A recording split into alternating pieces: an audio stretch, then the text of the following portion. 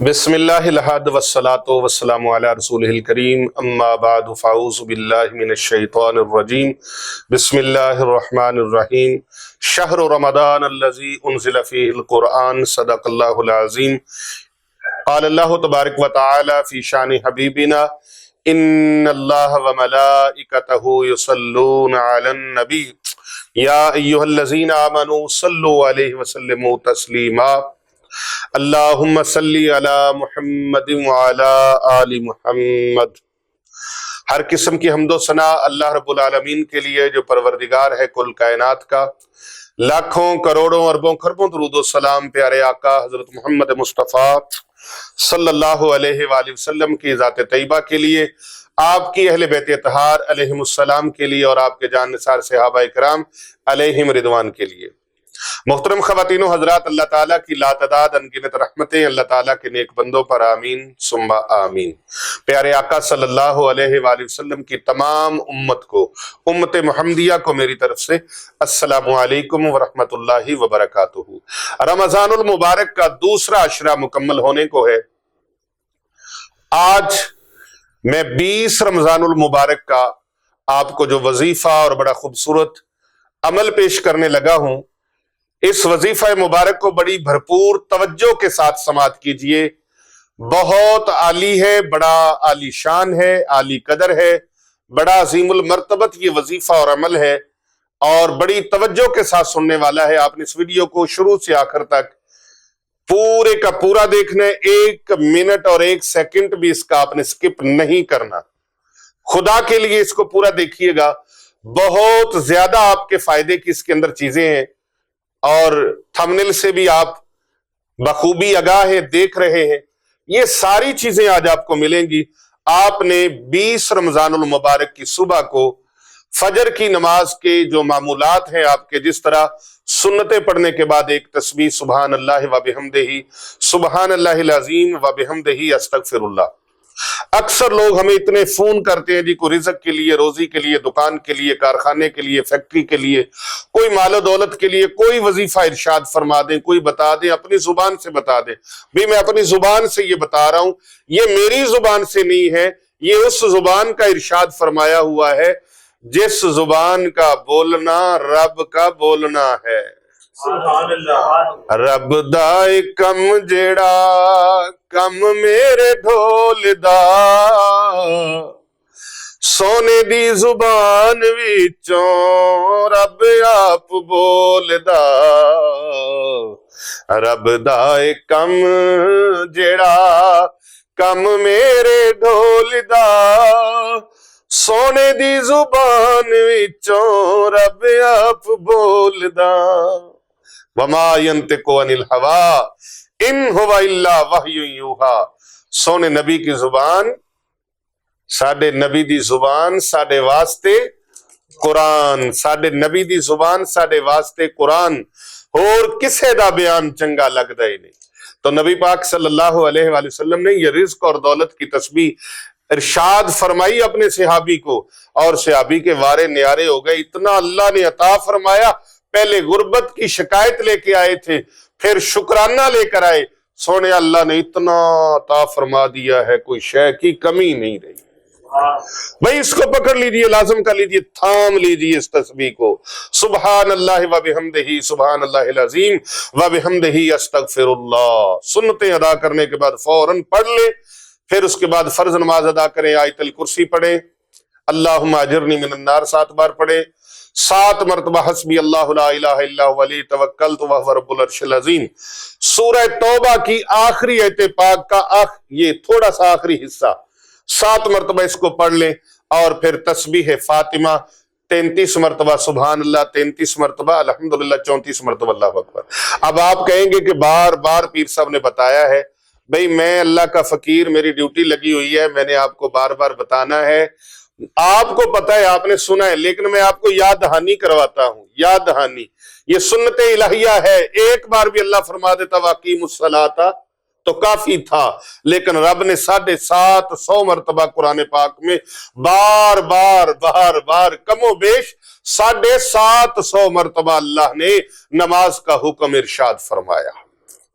کسی چیز کو بار بار بتانے کا مقصد یہ ہوتا ہے کہ آپ کو ذہن نشین ہو جائے اور اس کی اتھارٹی کا، اس کی طاقت کا، اس کی اہمیت کا پتہ چل جائے کہ اس کی اہمیت کتنی ہے، یہ کتنی امپورٹنٹ ہے، کتنی اہم ہے، اس کی فرضیت کتنی اہم ہے۔ تو میں بار بار یہ چیزیں آپ کو بتا رہا ہوں، اسے اپنی زندگی کا حصہ بنا لیں۔ آیت الکرسی کو اللہم اجرنی من النار، میرے آقا صلی اللہ علیہ وآلہ وسلم نے فرمایا سمندر کی جھاگ سے بھی زیادہ کسی کے گناہ ہو، پانی کے قطروں سے بھی زیادہ ہو، تو وہ 7 مرتبہ صبح 7 مرتبہ شام کو پڑھے، اللہ بخش دے گا۔ اگر صبح کو کسی نے پڑھا، شام تک فوت ہو گیا، اللہ بخش دے گا۔ شام کو پڑھا، مغرب کے بعد پڑھا، تو اللہ فجر تک اگر وہ رات کو فوت ہو گیا، اللہ بخش دے گا۔ اللہ اکبر۔ تو پھر آپ نے فجر کی نماز کمپلیٹ کر لینے کے بعد 20 رمضان المبارک کی صبح کو آپ نے 5واں کلمہ، کون سا؟ 5واں کلمہ پنجم استغفار، یہ 27 مرتبہ آپ نے پڑھنا ہے۔ کتنی مرتبہ؟ 1 مرتبہ خیر و برکت کے حصول کے لیے میرے ساتھ پڑھ لیں۔ استغفر اللہ ربی من کل ذنب اذنبتہ عمدا او خطاء سرا او علانیتا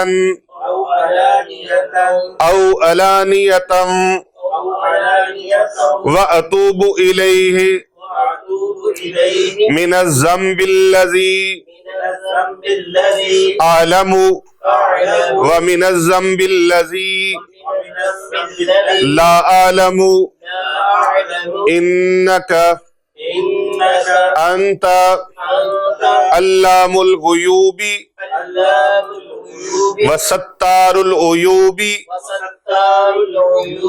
وغفار الذنوب ولا حول ولا قوة الا باللہ العلی العظیم۔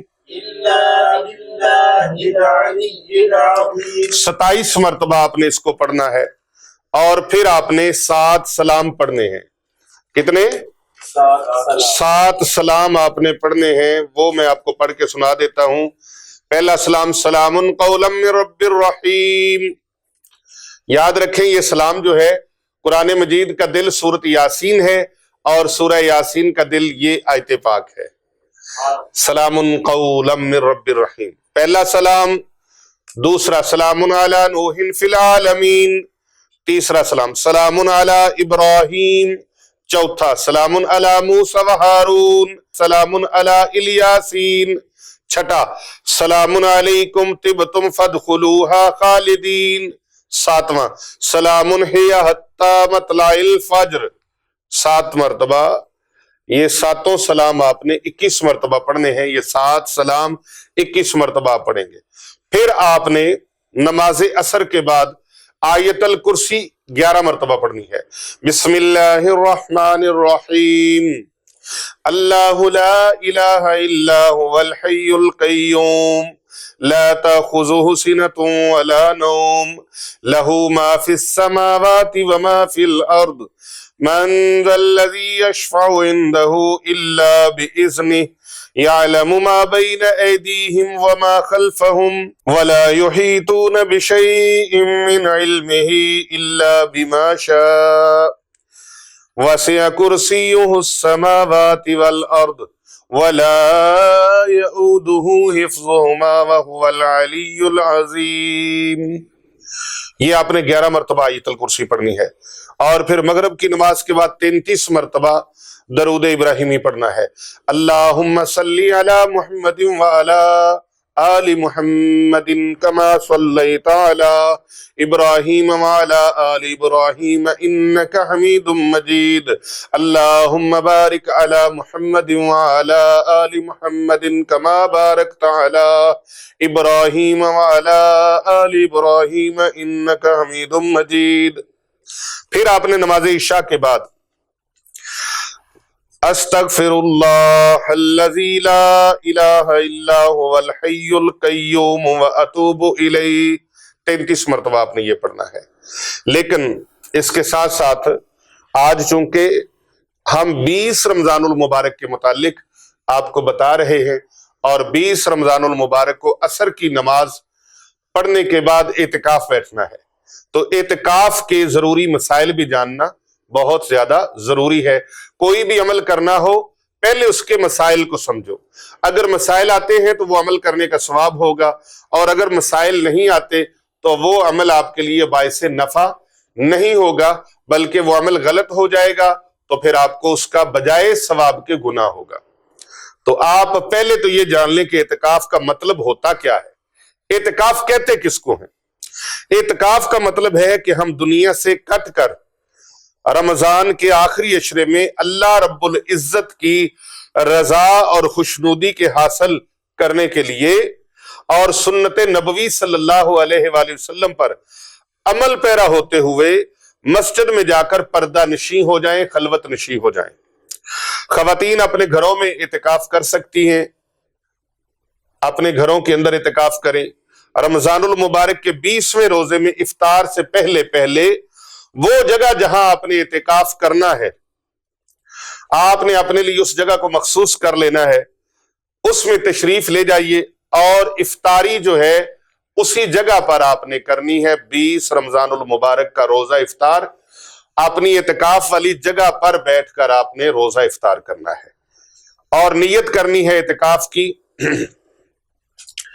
نویت سنت الاعتکاف، میں اعتکاف جیسی نفل عبادت خالص اللہ کی رضا اور خوشنودی کے حصول اور پیارے آقا حضرت محمد مصطفیٰ صلی اللہ علیہ وآلہ وسلم کی سنت مبارکہ کی پیروی کرتے ہوئے میں کر رہا ہوں یا کر رہی ہوں۔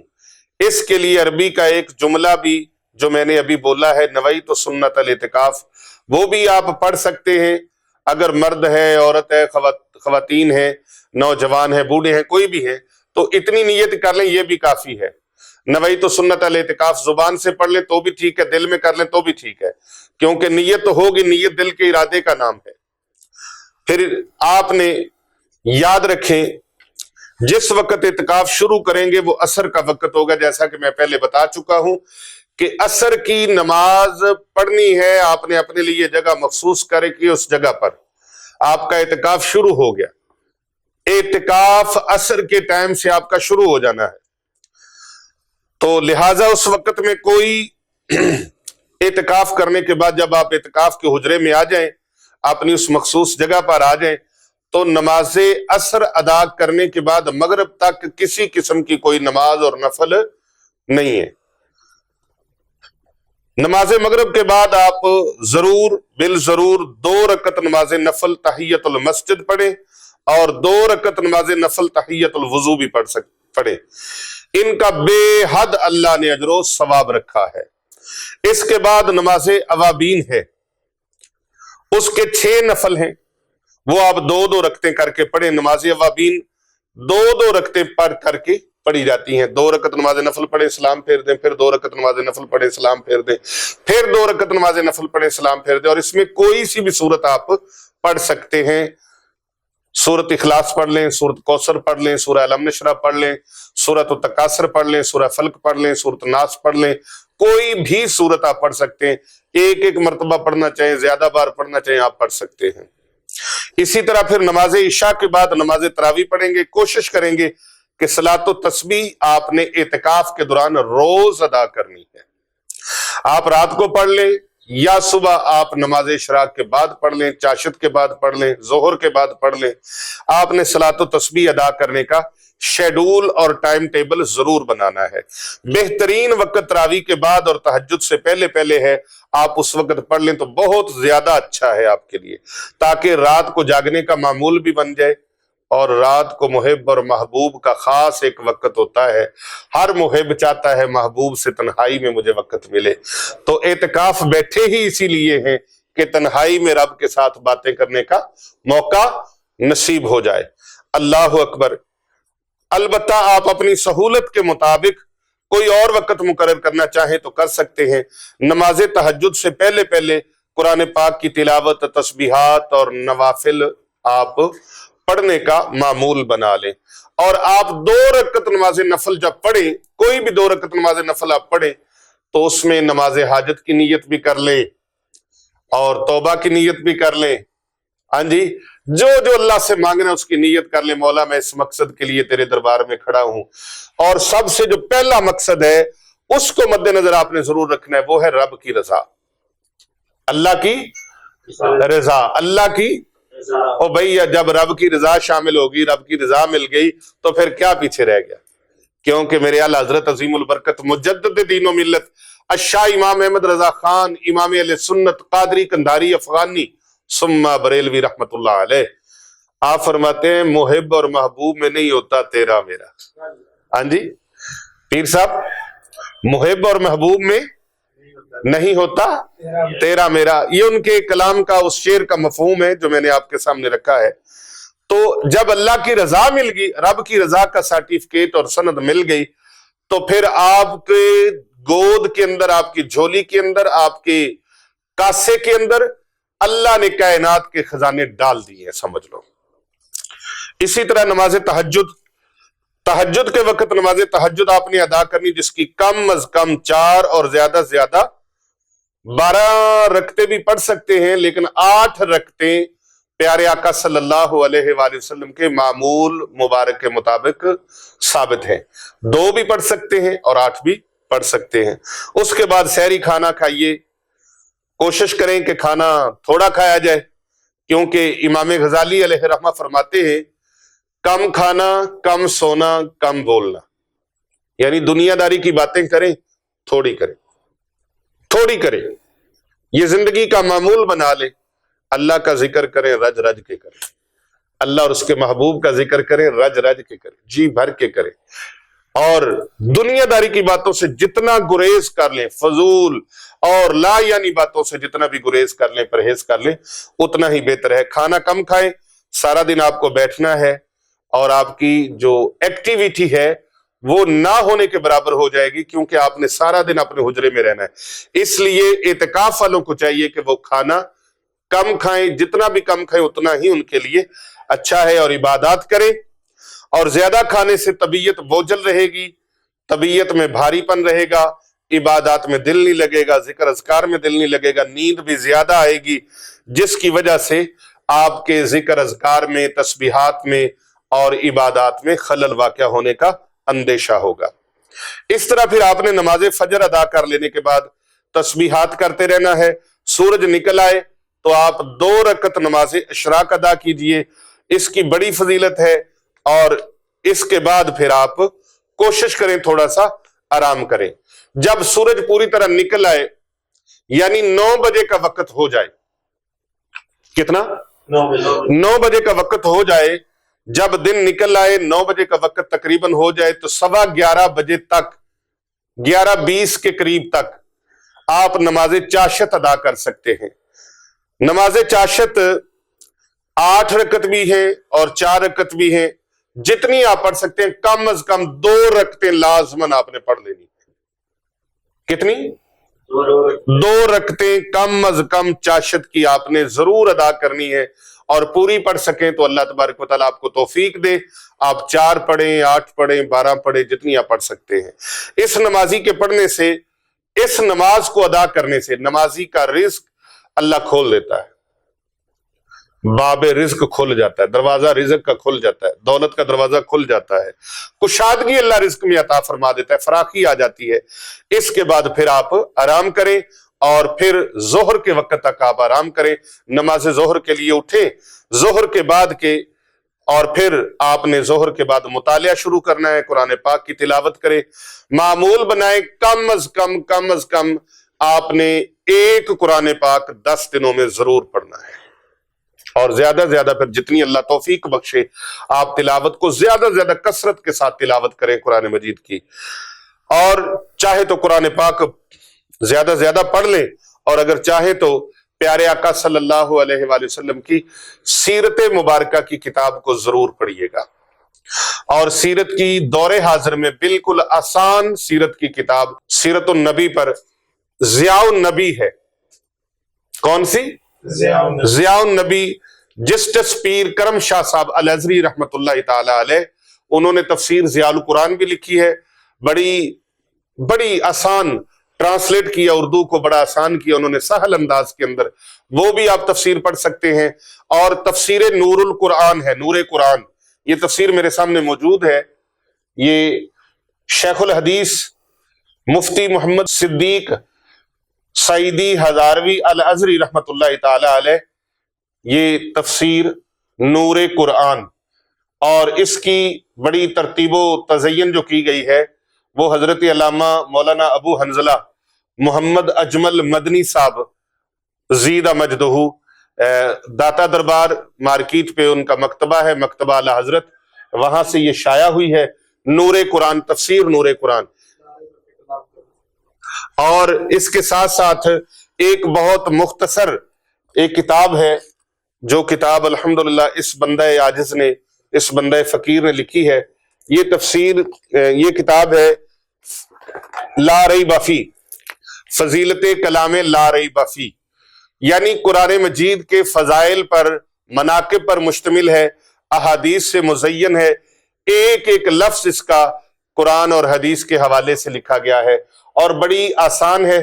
یہ آپ دیکھ رہے ہیں، کیمرہ آپ کو قریب کر کے اگر دکھا دے گا تو یہ الحمدللہ یہ کتاب لکھی ہے میں نے، اور اس کتاب کو چونکہ میں نے لکھی ہے، میں خود اس کی تعریف نہیں کر سکتا، آپ اس کو پڑھیں گے تو آپ کو پتہ چلے گا کہ یہ کتاب کتنی اہم ہے۔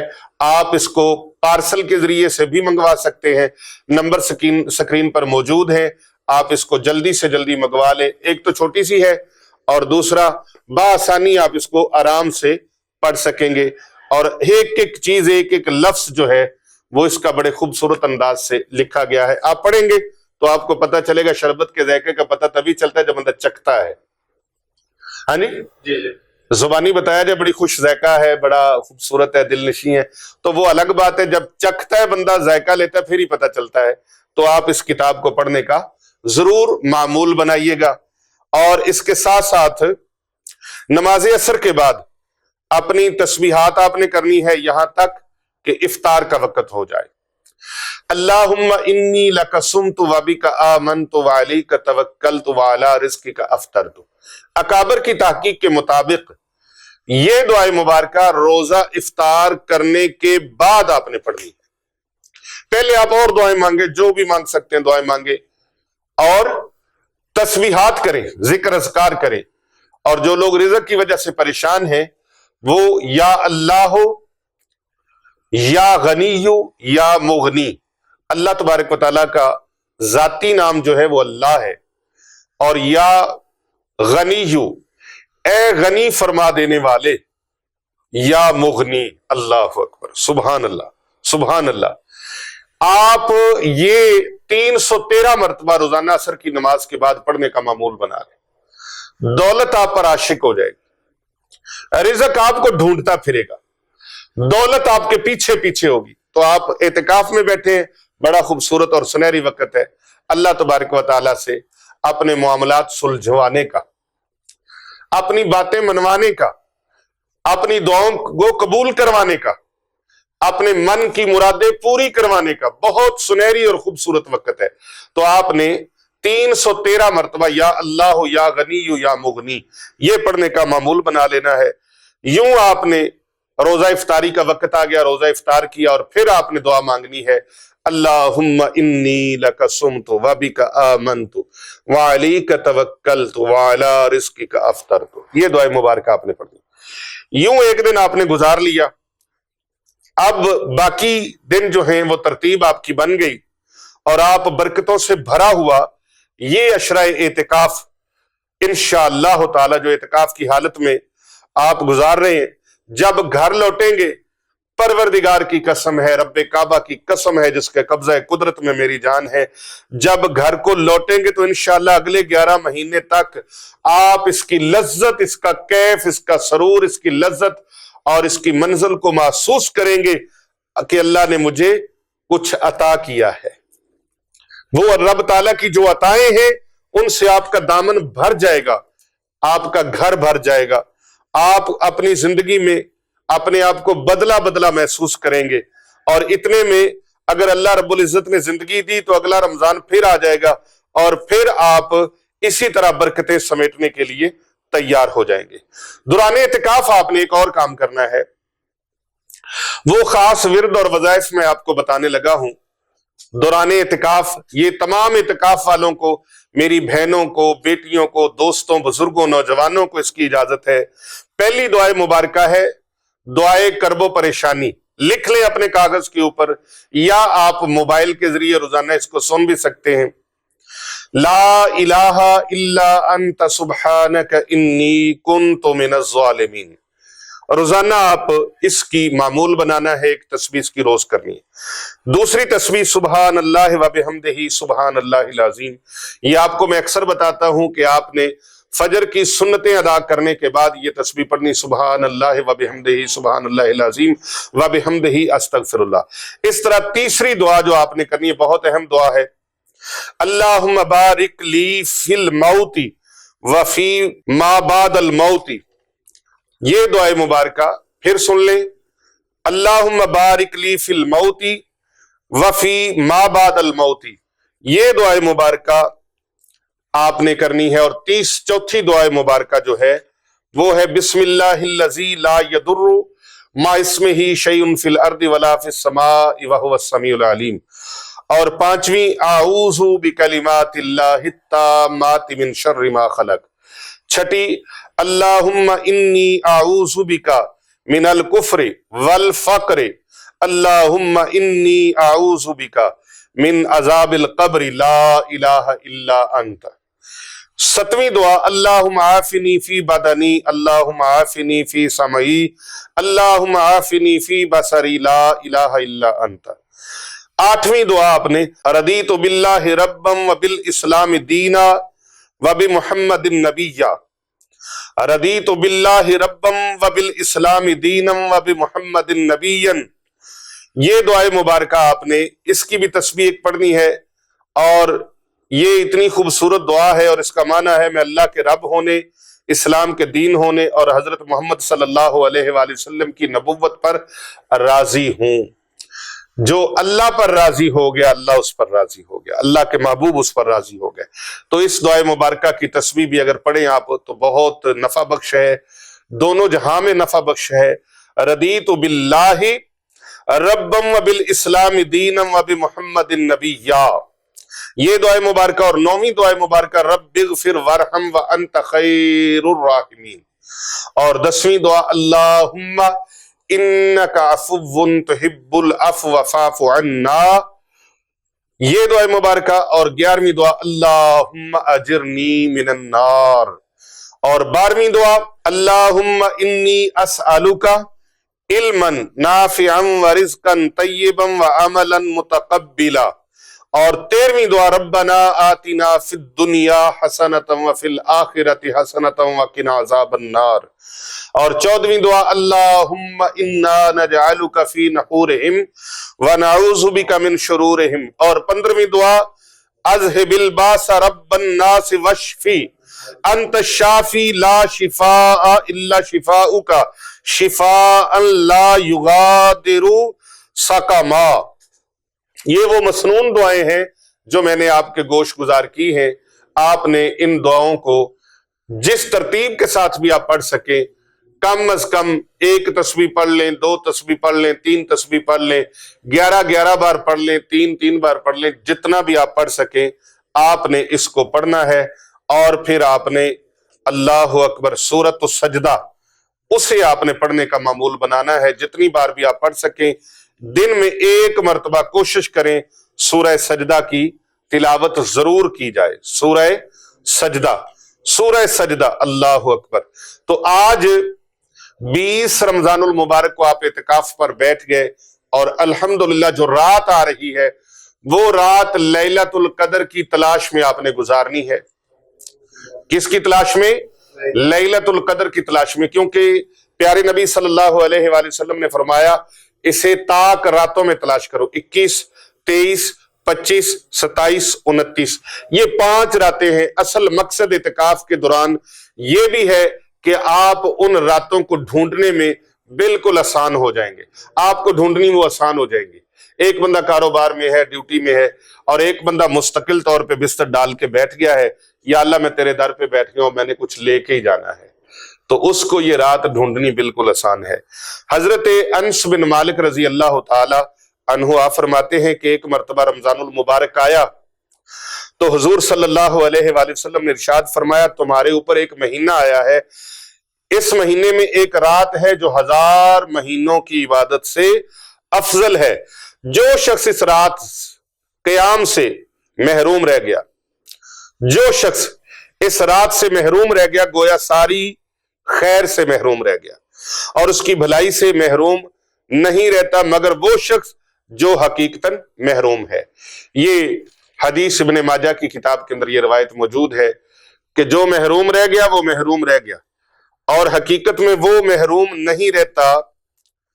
جو بندہ کوشش کرتا ہے اللہ تبارک و تعالیٰ اس کو عطا فرما دیتا ہے۔ حضرت عبادہ رضی اللہ تعالیٰ عنہ صحابی ہیں، وہ فرماتے ہیں کہ نبی کریم صلی اللہ علیہ وآلہ وسلم سے شب قدر کے بارے میں دریافت کیا گیا تو پیارے آقا صلی اللہ علیہ وآلہ وسلم نے ارشاد فرمایا رمضان کے اخیر عشرہ میں تاک راتوں میں اسے ڈھونڈو، یعنی 21، 23، 25، 27 اور 29 یہ آخری راتوں میں ثواب کی نیت سے اس رات میں جس نے عبادت کی اللہ تعالیٰ اس کے سابقہ گناہوں کو معاف فرما دیتا ہے، زندگی بھر کے گناہ اللہ معاف فرما دیتا ہے۔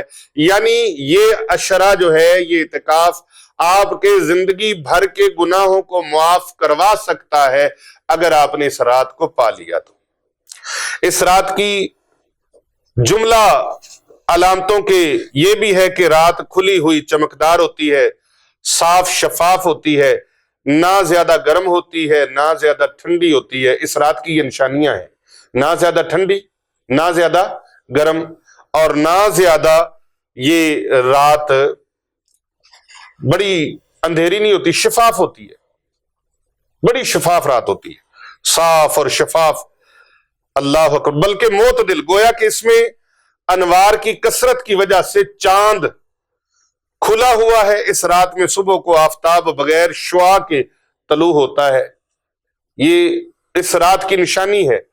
ایسا بالکل ہموار ٹکیا کی طرح جیسے 14ویں رات کا چاند ہوتا ہے، سورج بھی اس طرح طلوع ہوتا ہے۔ اللہ اکبر، اللہ، 14ویں کا چاند، اللہ جل شانہ نے اس دن آفتاب کے طلوع کے وقت شیطان کو اس کے ساتھ نکلنے سے روک دیا۔ اللہ اکبر، بخلاف اور دنوں کے طلوع آفتاب کے وقت شیطان کا اس جگہ ظہور ہوتا ہے۔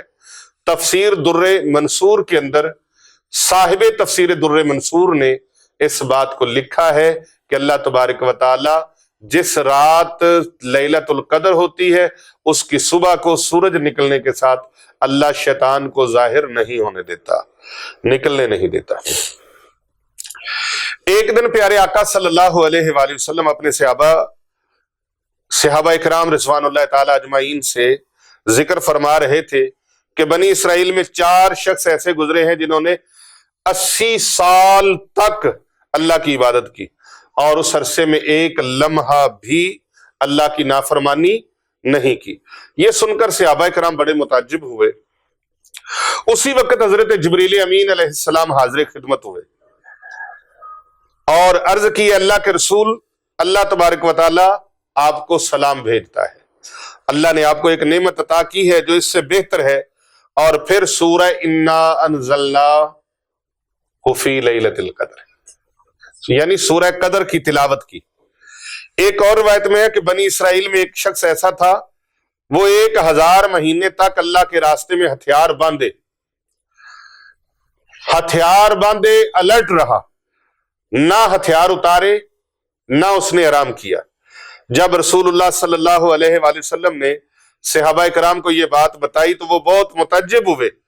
اللہ تبارک و تعالیٰ نے اسی وقت جبریل امین کے ذریعے سورۃ القدر کو نازل فرمایا، اور پیارے آقا صلی اللہ علیہ وآلہ وسلم کو حضرت جبریل امین نے عرض کی، پیارے نبی صلی اللہ علیہ وآلہ وسلم، یا رسول اللہ، اللہ نے آپ کے صحابہ کو پریشان دیکھا، رب نے یہ سورت قدر دے کر مجھے بھیج دیا۔ اللہ تبارک و تعالیٰ فرماتا ہے آپ کے غلاموں کے لیے ایک رات لیلۃ القدر کی ان کی 1000 مہینوں کی عبادت سے افضل اور اعلیٰ ہے۔ اللہ اکبر۔ تو آپ نے اس رات کو ڈھونڈنا ہے، اس رات کو تلاش کرنا ہے۔ تلاش لیلۃ القدر میں آپ نے، اللہ اکبر، اس رات کو پہچاننے کی ایک علامت یہ بھی ہے، نہ اس میں سردی نہ گرمی، نہ اس میں کتوں کی آواز بھی نہیں آئے گی، یعنی رات کو کتے نہیں بھونکیں گے۔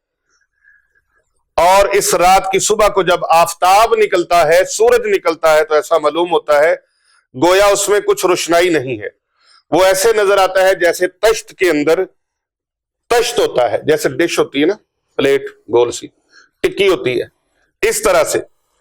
اس رات کی عجائب باتیں یہ ہیں کہ لوگ اہل دل، اہل طاعت، اہل ولایت، اور جس کو پروردگار عالم نے وہ رات دکھلانی چاہی اور ہر ایک اس کے اندازے اور حال اور مرتبے اور قرب کے موافق اللہ تبارک و تعالیٰ نے یہ طاقت نصیب فرمائی، تو ان کو پتہ چل جاتا ہے۔ حضرت ابو الحسن رحمت اللہ علیہ فرماتے ہیں جب سے بالغ ہوا ہوں رمضان المبارک میں شب قدر پاتا ہوں، میرا تجربہ ہے اگر پہلا روزہ ہفتے کے روز ہو تو شب قدر 23 رمضان المبارک کو آتی ہے۔ انہوں نے اپنا تجربہ بیان کیا ہے۔ اگر اتوار کے دن روزہ آ جائے تو 29 رمضان المبارک کو شب قدر ہوتی ہے، پیر کے دن روزہ آ جائے تو شب قدر 21 رمضان المبارک کو ہوتی ہے، اور اگر منگل کو روزہ آ جائے تو شب قدر 27ویں رات کو ہوتی ہے، اور اگر بدھ کے روز روزہ آ جائے تو 29 رمضان المبارک کو شب قدر ہوگی، جمعرات کے دن روزہ آ جائے تو 27 رمضان المبارک کو ہوگی، اور اسی قدر انہوں نے اپنے تجربات سے ہمارے لیے آسانی کر دی، اپنے مشاہدات انہوں نے بیان کیے۔ اللہ اکبر۔ شب قدر کی تاریخ سے متعلق بزرگوں سے جو کچھ منقول ہے یہ کوئی حتمی اور قطعی رائے نہیں ہے۔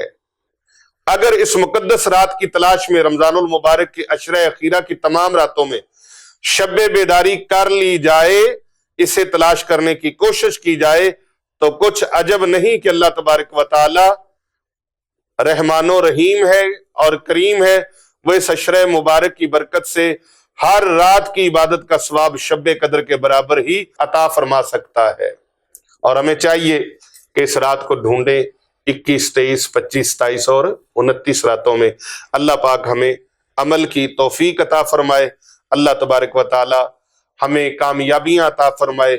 کثرت قرآن مجید کی تلاوت کیجئے، کثرت نوافل کیجئے، درود پاک کی کثرت کیجئے، استغفار کی کثرت کیجئے، اور سورۃ القدر روزانہ 70 مرتبہ پڑھنے کا معمول بنا لیجئے۔ بسم اللہ الرحمن الرحیم، انا انزلناہ فی لیلۃ القدر وما ادراک ما لیلۃ القدر، لیلۃ القدر خیر من الف شہر، تنزل الملائکۃ والروح فیہا باذن ربہم من کل امر، سلام ہی حتی مطلع الفجر۔